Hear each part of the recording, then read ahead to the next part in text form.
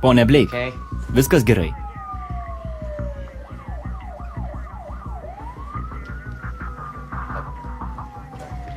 Atleiskit tiesiog. Kai kitą kartą jausi, kad reikia likti namie, tai ir lik namie. Viskas gerai, bet tėti, elnes ir dabar šitai. Žinau, tai negali būti sutapimas. Pone Ardžinai, neturite kokių įžvalgių šiuo reikalu? Aš? Taip. Visas šis keistas gyvūnų ilgesys. Turbūt esat matęs ką nors panašaus į tai, taip? Nesuprantu, kodėl manote, kad turėčiau būti matęs ką nors panašaus. Atleiskite.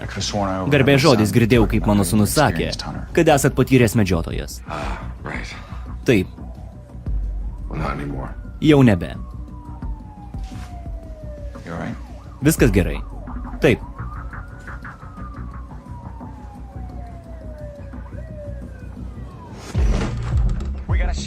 Mokykloje turim rimtą problemą. Ponios Blake klasė, gali papasakoti vėliau. Ne, esu tikras, kad ši situacija reikalauja skubios diskusijos. Gerai, tada atvyk pas Dereką. Pas Dereką? Ką ten darai? Tiesiog atvyk čia, gerai? Tu čia juk nebegyveni, ar ne? Ne. Dabar namas priklauso apygardai, tačiau čia yra kai kas, ko man reikia. Tai padės užgydyti Alfos padarytą žaizdą, bet ji užgijo. Bet ne iš vidaus.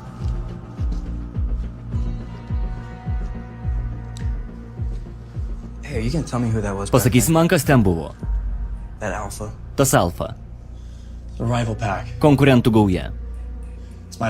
Tai mano problema. Žinau, kad nori padėti ir padėjai. Lieku skolingas. Dabar keliauk namo. Grįžk prie buvimo paaugliu.